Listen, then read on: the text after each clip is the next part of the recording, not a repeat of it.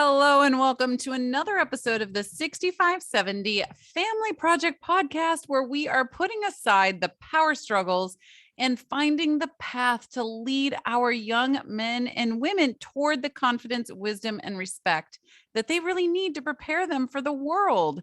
And today we are going to be talking about this big idea of bullying and how actually it's a two-sided self-esteem coin. And you might be asking, what? But so bullying came into my life this week. I mean, it's always been around. I wouldn't say, especially compared to other people's, big stories, that I've been bullied, quote unquote, in my life. But I've definitely been a victim to it to certain degrees, and my kids have certainly been victim to it. But in my world, in my community, bullying really came toward the front burner this week. It had nothing to do with me or my family, but because of the work that I do and where I volunteer and serve and things like that, it was brought into my arena. And it had to do with a bunch of, go figure, middle school girls, right? There's a lot of bullying that happens out there, happens in high school too. This one happened to be in middle school. And the thing is, once you get that bullying label, right? That kind of really sticks with you for a long time, especially in a town like mine. I live in a small town and everybody kind of knows everybody. And once you get that, it is there. But even in, I've lived in the bigger towns. In fact, we came to this small town, my family and I, 7 years ago, after we've lived in Chicago, Indianapolis, Raleigh, Durham area, these big cities around the United States. We came honestly because I loved all these shows that we saw on TV. I was doing some guest speaking this week, and it was kind of funny because I was like, I kind of moved to where I fell in love with on TV. And lo and behold, I moved to a town that so many of my favorite shows are literally filmed in, not just like something like this, but they're literally filmed here. I can take, a walk or a bike ride down and see, where they're filming a lot of things. So, if there's anyone else out there that ever saw a show on TV and you're like, oh, that would be so nice to live there, it's a possibility, friends. You can. That's what we did. So anyway, put that aside. I'm just saying that I've seen bullying on, in bigger cities, and I've seen it in smaller towns, and it is all the same. The audience is just a varying size. But here's the thing. Bullying, like I said, is a two-sided self-esteem coin, and we're going to look at all perspectives on this today. So let's kind of dive in first to the one side, which is the power side of this coin. This is where you're going to find self-esteem is down, right? And so they're going to try and use power to pump it back up with this false sense of security. It's really a false floor. And you and I know as parents, and let's not be wrong here, adults do this too, right? But we're talking about our kids here. We are the parents, we are the family architects building the beginning of someone else's life, our children. And we're really here to guide them and help them through this childhood experience to get them into an adulthood that they can actually flourish in. So bullying is a part of the game, so to speak, that it exists in our middle and high schools today. Some in elementary school, especially in middle and high school. But this false floor, right? So we know it won't work, but they don't. And as many times as we can tell them, or maybe we haven't even had the conversation yet, right? And they're doing this before we have a chance to do that. If your child, you're seeing them be on the power side of this self-esteem coin, then you and I know it's not going to work. You and I know that this power is not, thicker than a thin ice shield right there, but they don't know that yet. And some lessons they just need to learn on their own, which is so hard. And I've seen so many kids learn this lesson, but it is what it is. But why do they do this, right? So they're craving power for some reason. And it always begs the question to be curious, why are they being bullies, right? Why are they making these decisions in order to do this? And we're going to dive into some of that today. But just remember that curiosity is one of the biggest tools that we have in connecting with our kids. It's curiosity. It is not power, right? We are not lording over our kids, and they are not our subjects, so to speak. They are people that we are trying to raise up to be functioning, prosperous, confident, wise, respectful adults. And we can't do that if we are just grinding in on them. And same with bullies, it's not going to work for them either. But have you ever heard the saying, hurt people, right? I heard that, I don't know, I was probably in high school when I heard that, and it just really clicked in me and made so much sense right away, because they're deflecting, right? Hurt people hurt people. And it could be something that is totally unrelated. Maybe there is, unfortunately, some kind of abuse happening to them, physically, mentally, emotionally, whatever that is. Maybe there is a divorce happening at home. Maybe someone passed away at home. They have all of these emotions and they don't have an outlet to do it, but they were hurt. And so they turn around and hurt, right? On a much less scale than this. I hate it, you guys, when I hit my head. Like, you want an automatic Nelly mad button, it is Nelly hitting her head. I don't know why, but it really does. And when just remember this one time, I was in this tiny shower. We were visiting somewhere, I don't know. And I hit my head. They had like this notch out of where you put the shampoo and conditioner. It was just at the right height for my short little head to hit. And I hit it, and I automatically, without even thinking about it, hit my elbow on the side of the shower, like out of aggression, and I like paused. I was like, wow, that was quite a reflex, Nelly. Like, hit my head. It was just like I hit my head, it passed through me, and I had to hit the side of the shower, just like out of a reflex, aggressive action. The shower hit me, therefore I hit the shower. And it sounds completely ridiculous, because it is, but it does kind of relate to this: hurt people hurt people. And when they're doing this, they are experiencing some sort of hurt, and they don't have the capacities in order to deal with them and talk through them and manage those feelings and emotions on the inside of them. Therefore, they are going to turn around and just spew them out onto somebody else. Again, we know that doesn't work, but man, does it feel good in the moment, right in the moment. And then it all comes flooding back right afterwards.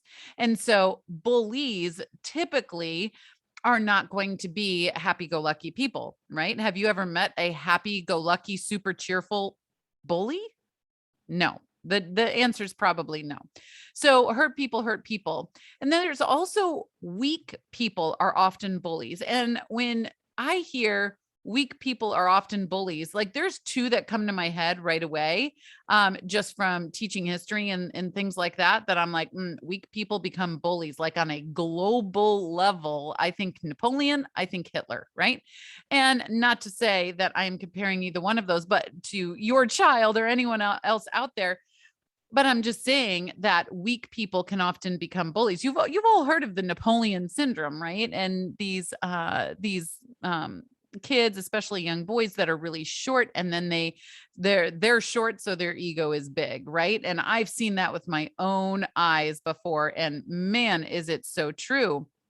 But another example that comes to mind with that is, I'm sure all of you have seen this before, because I don't know many people, especially in the United States, that haven't, but The Christmas Story, right? The movie that literally runs 24/7 right around the Christmas holiday, is The Christmas Story. And there is that bully in there who's all big and all macho and all mean.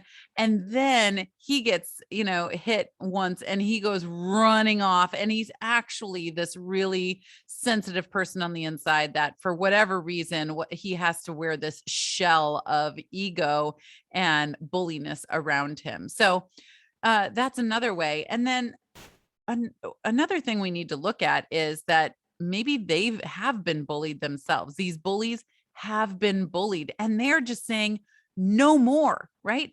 I would rather be the enemy than be the victim anymore. I am so tired of being the victim here.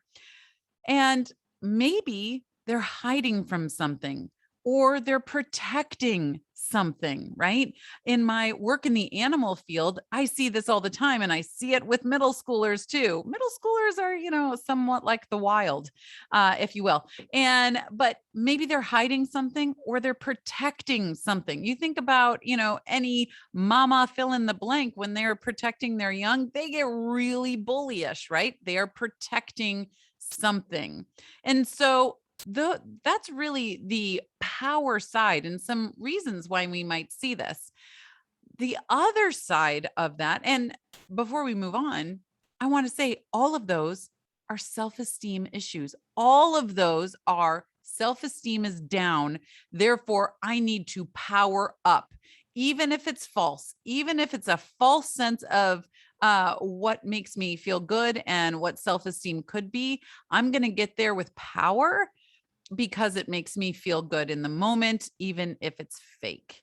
Okay, so let's look at the other side. Flip over the coin and we have the victim side. Okay, so those are where the self-esteem is down and it quickly gets worse. It gets worse and worse. They don't even have this veil of false self-esteem that is coming to, help quote unquote protect them.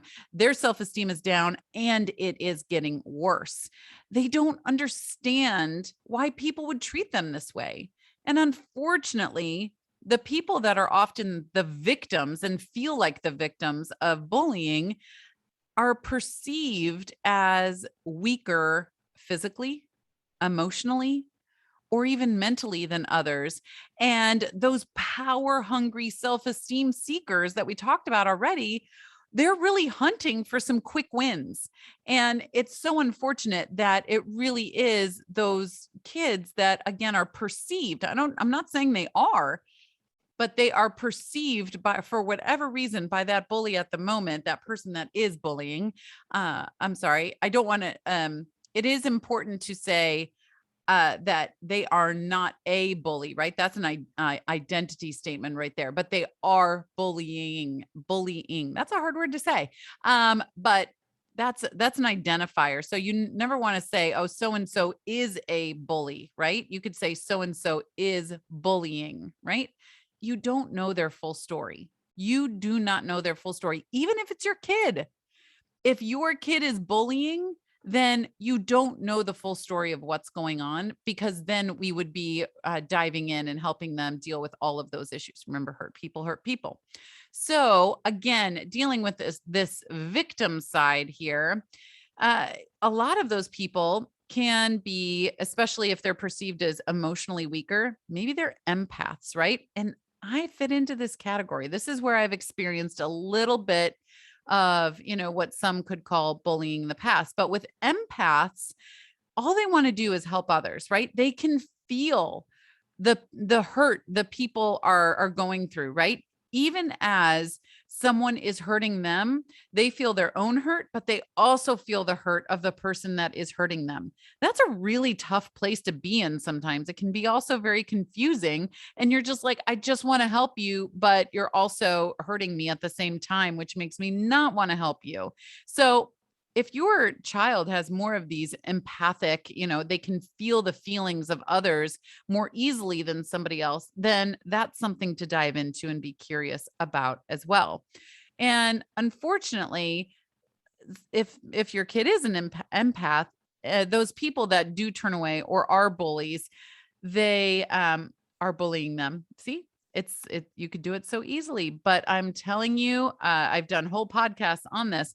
Whatever you say to your child, as in you are becomes their I am statements later on. So self-correcting myself here. So even if, if your child is being bullied and they have, more empathic tendencies, it can hurt even more because they're hurting themselves and they're feeling the hurt of someone else.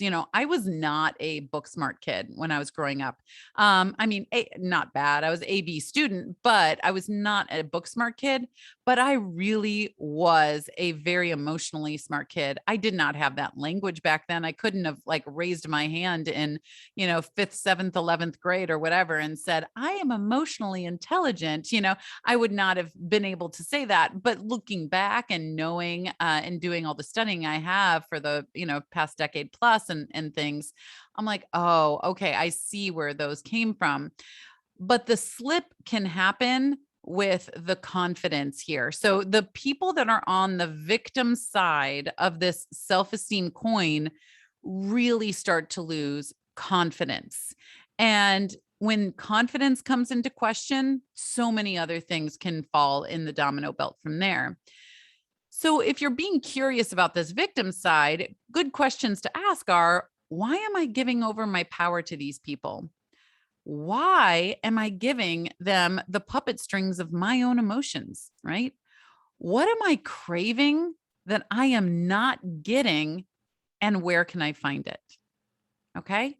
Those are great questions to ask yourself or have your kid really ponder and have discussions about and be curious about those questions, right? So, why am I giving my power over to these people? Why am I giving them the puppet strings to my emotions? And maybe even if this is physical bullying, puppet strings over to that as well. What am I craving that I am not getting? And where can I find it? Okay. And so we've looked at one side of the coin and we've looked at the other side of the coin, right? The power and the victim side. There's another perspective. There is another perspective. If you're looking at a coin, it is not just one side or the other. There's an edge. There's an edge to that coin. And those people, which is what I see very, very often in middle and high school, in my tweens and teens, and not just mine, but out in the community and the families that I work with. These are the ones that their self-esteem is both power and victim, because these are the ones that are seeking acceptance everywhere. And to some degree, everyone is seeking acceptance, but there is some that are doing it and focusing on that even more. And these kids are victim, right, to living and behaving outside of their natural practice in order to fit someone else's agenda. But they don't feel like they have a way out necessarily. And they are finding this free power, right? These power ups in what this is doing as well. So this can be really confusing. And unfortunately, riding the edge really can lead to them being a chameleon. And having that chameleon behavior doesn't allow our kids to find their identity. And I say find their identity, but a better way to put that is build their identity, right? Your identity is not something that is out in the middle of a field and you go searching out there to find, right? That's not how identity works. You build your identity over time.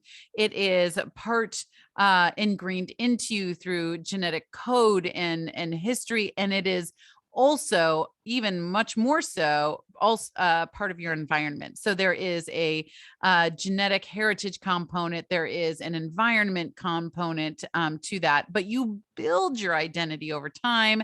It is not something that you just go and find needle in a haystack style. So anyway, lost my train of thought there. I'll get it back. So yes, riding on the edge. So the curious, what that could look like is asking questions like, who is writing my life right now? And who am I? There's that identity question. Who am I, right? Who do I want to be? How can I get there? How do I fill in the gap there, right?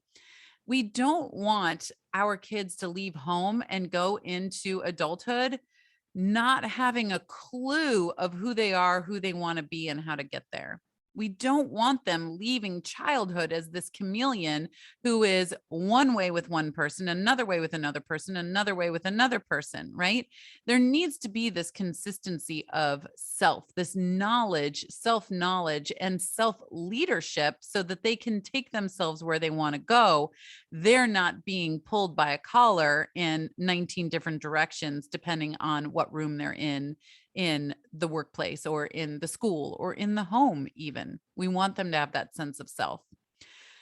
So, growing and building your child's self esteem is one of the greatest things that we can do for them. With self esteem, they can be confident in life situations, they can be confident in chasing dreams, they can give and receive real respect.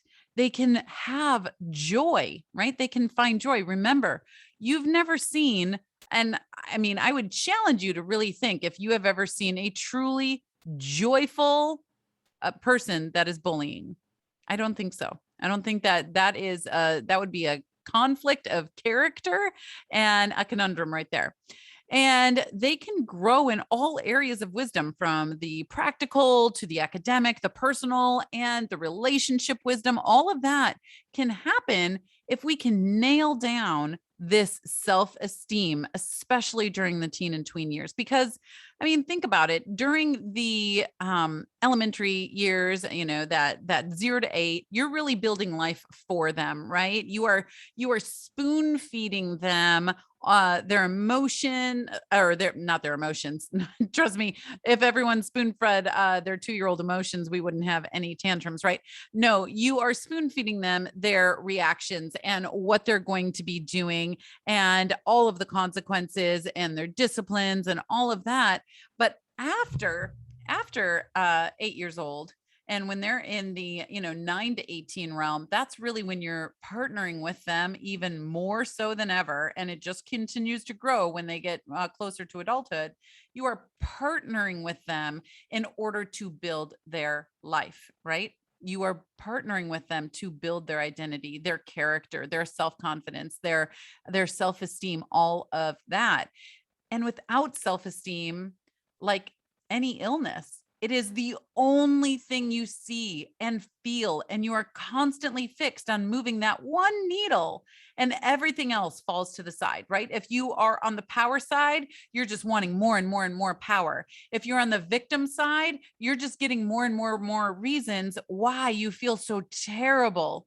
And if you are riding the edge, you are just trying to appease more and more and more people. So getting self-esteem under control and really being able to ground that is essential.